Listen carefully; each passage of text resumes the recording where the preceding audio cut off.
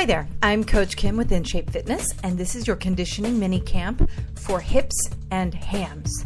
That is your hamstrings.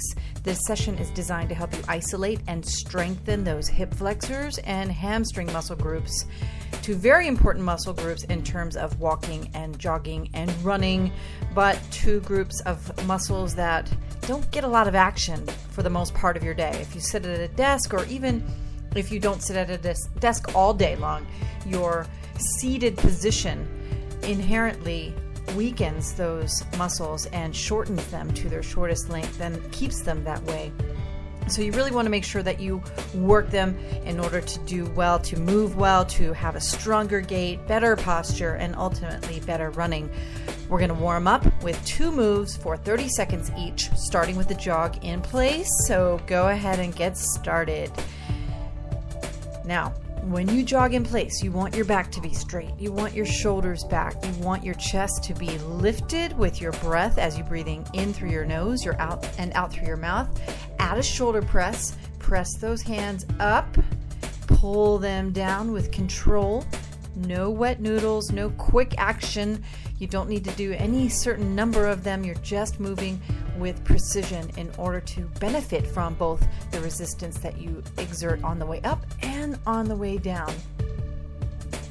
Okay, now take it down to more of a walk. What I want you to do now are butt kicks, and extend your arms out to the sides, making giant circles with your arms at the shoulder joint. Again, no wet noodles for arms. You want to move with control. This is a sort of a running and walking warm-up routine, obviously, but you still need to use your arms. In fact, we'll talk as you learn more about a strong gait in terms of jogging and running and even walking, is the use of your upper body, your ability to kind of pivot back and forth hinges on the strength of your core and the upper body moving in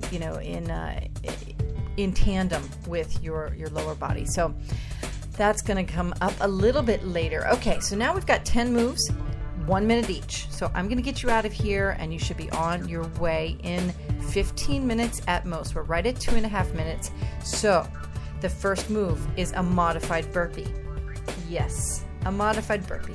So that means you don't have to do the full Monty where you're jumping your feet all the way back and jumping your feet forward, but you're going to squat all the way down. You're going to put your hands on the floor beside your feet. Go ahead and get started. Walk one foot all the way back, then the other.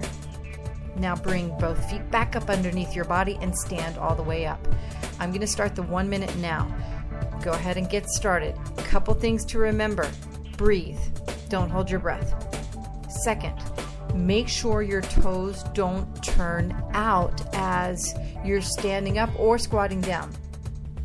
You want to keep your feet straight, parallel with one another, and as you stand up, you want to press your heels into the floor and contract your glutes. You're almost halfway finished.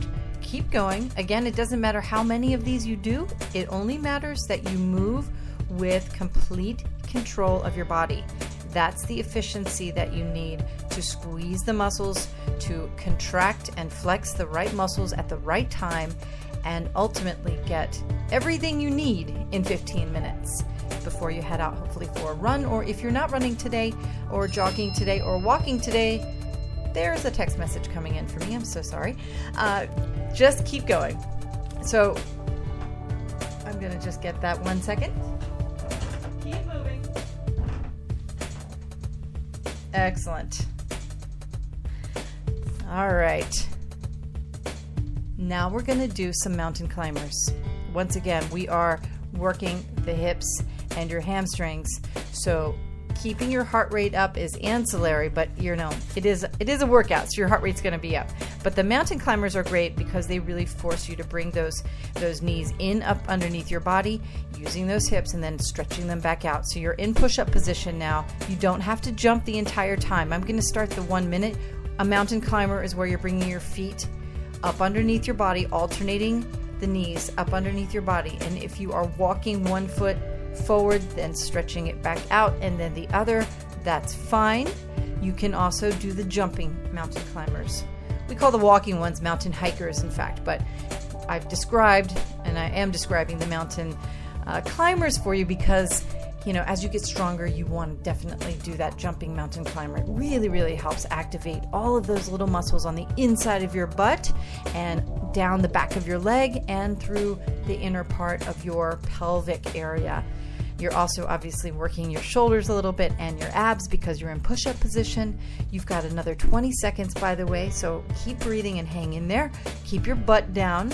Your hands should be directly underneath your shoulders, of course, and you're down to 10 seconds. Very good. We're going to turn over and do a couple moves in the supine position or seated position so that your body gets a different vantage point here coming up in 3 seconds. Okay, good. Now turn over. You're sitting on the floor now, and your feet are going to be extended straight out in front of your body. Now I want you to put your hands on the floor beside your butt with your fingers facing forward. Lean back, lean your torso back. You'll feel your hips engage a little bit. You're going to lift your butt up off the floor. This is an inversion plank. Now, you'll get to know a lot of really interesting exercises when you work with me and my team at InShape Fitness, because we just, almost by and large, we work with the body and that's it. We don't like to use equipment, but this is kind of a funky position. It doesn't really feel comfortable, but it's really good for you. Now what you're going to do, keep your head sort of focused straight ahead. You're going to keep your feet parallel with one another. I want you to bend both knees now. Slide the body forward and then back. Forward and back. That's good. Keep breathing. Keep your abs engaged, and your back should be straight. You know, try not to curl your back. So it's awkward. I know it. But this is really good for those hip flexors, and you should feel as you scoot back and you're in the inversion plank, the extended position with your legs straight, you activate the muscles in the back of the leg as well. Very nice. Keep going for another 20 seconds or so. We're going to do a very traditional hip exercise coming up called a bridge. And that's really, really good. I'm going to give you a lot of variations for this exercise coming up so that you can cater to your own ability level as you're doing this workout. Okay, now lie down on the floor. Extend your arms down beside your body and put your feet on the floor. Pinky toes and heels in line. That is critical because if your toes turn out, you're going to absorb body weight in your quads. And we don't want that. We want your hips to support your body weight. So press into the floor with all four corners of each of your feet. Keep your hips up high. 60 seconds is going. This is your standard. Get familiar with this bridge position. So good for the hips. Press your toes into the floor and you'll feel your hamstrings activate as well as your glutes. Now I sneak in a lot of little glute exercises to other workouts. You have a dedicated conditioning camp for your glutes, and that's great. Anytime you can work your butt, do it, because the butt's severely needed. In our modern world, we don't use our butts at all, hardly. So definitely get to squeezing those butt cheeks as you're in this position. Now lower your hips and press up. Last 30 seconds. Now, so lowering and pressing up, that's a little more difficult. What is even more difficult is something we call the Swiss hip extension, and that's a move we're going to do next. So keep going with this. I'm going to give you a short break between the two. 15 seconds in, you're going to be finished. Then we'll take that break and then move into the Swiss hip extension. 3, 2, and 1. Very nice. Okay, now take a quick break. Just lower your hips down so you're just lying on the floor. Now take a deep breath. Okay, so lift your butt back up into the air, back into the bridge. Now here's what we're going to do for the next 60 seconds. For 30 seconds, you're going to isolate your weight on your right leg, which means you're lifting your left foot up into the air. This is going to be hard if you are just starting. So take your time. Very slowly. Tap the toes of your left foot. Straight down. Lift the knee. Tap the toes. Lift the knee. Tap the toes. Keep going. This is for 30 seconds. Then we're going to do the other leg. Good. You're about halfway through. Keep breathing. Please don't hold your breath in through your nose, out through your mouth. It is so important to consciously make that breathing pattern part of all of your exercise routines, all of your runs and walks and jogs, whatever it is you're doing, in through your nose, out through your mouth. Okay, switch sides. Left foot's now down. Make sure that you realign the left foot back on the floor, pinky toe and heels in line, heel in line. And now lift your left leg, or your right leg up rather. Tap the toes on the right foot for 30 seconds. We have 4 moves left after this. And as I said, well, we might go a little over 15 minutes, but it's going to be about 15 minutes. And you will be ready to go, move on to the next thing in your life, either a next conditioning camp. If you're doing well into the program, you might be doing 2 or 3 of these routines. All well and good. Whichever ones you're doing, they are going to provide benefits for your legs, your core, your butt, your breathing, your posture, and that translates to a stronger gait and a better overall run or walk, depending on whatever you're doing. Okay, now you're done with that move. So the next move is called a folding tabletop. And this is another really hard one. So there are going to be ways to graduate yourself to the full move, because you might not be able to do very many of the motion that is the folding tabletop. But what I want you to do now is sit all the way back up, put your feet back on the floor with your pinky toes and heels in line. Your knees are bent, obviously. Your hands are going to be on the floor with your fingers facing forward. You're going to lift your body up into the air, forming a tabletop. Okay, I'm going to start the 60 seconds now.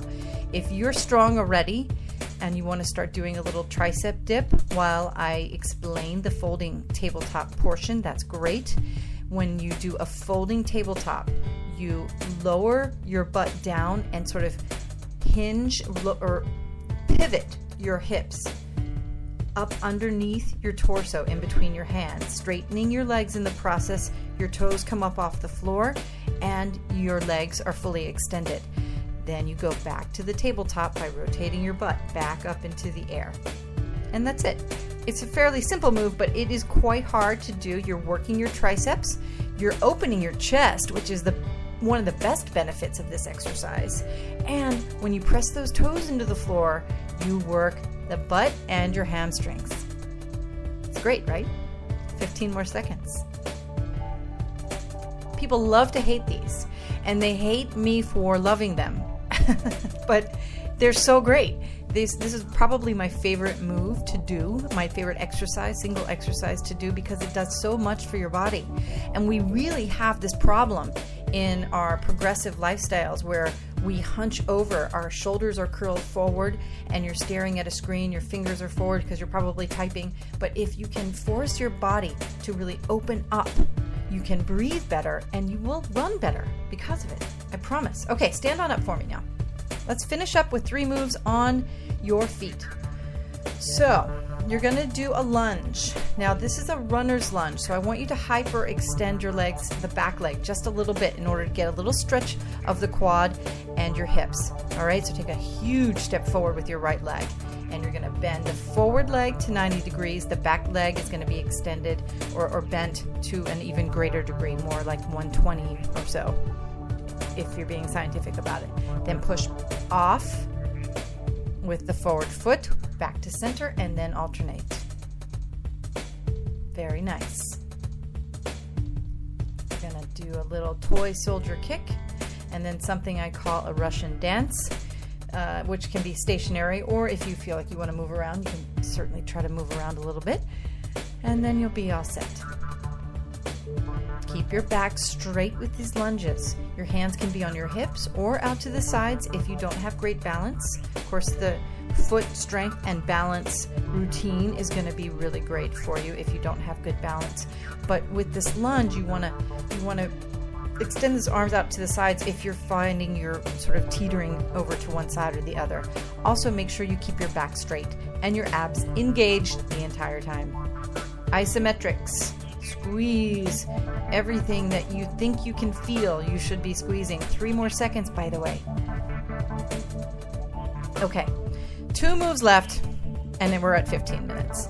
So I'm going over a little bit of time, but I really wanted to make sure that you knew exactly what to do with these exercises.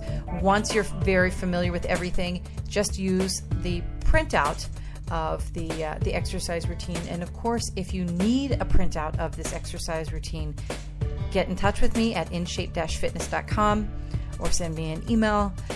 I'm happy to send you one. Okay, stand up tall now. Let's do that toy soldier kick. All you're doing is you are doing a toy soldier kick. So you have no bend in your knee. You're going to lift one leg straight up and then put it down, and then lift the other straight up and put it down.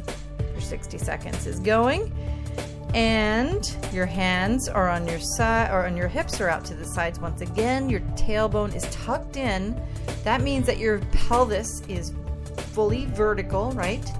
And then you want to feel the hamstrings. You use your hips to lift up, and you feel that hamstring as it stretches out a little bit.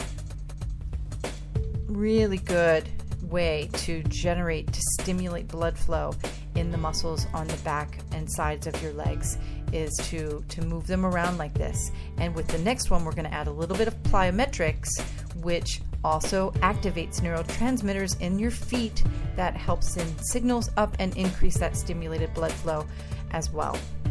Super important to do this sort of thing before you head out.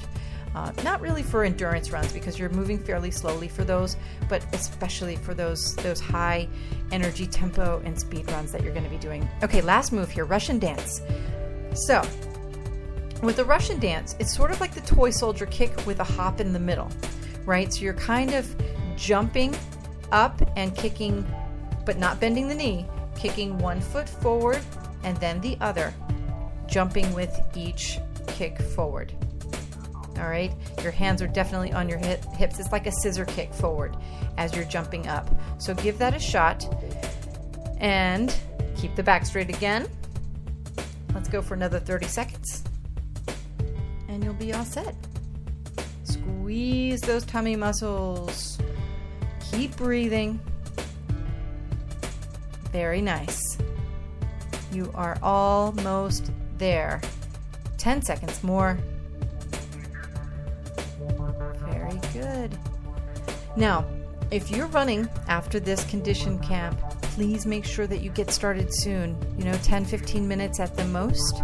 And if you aren't, make sure you stretch your body out, have lots of water, and lots of fun. Thank you so much for listening, and I will see you again soon. Have a great day.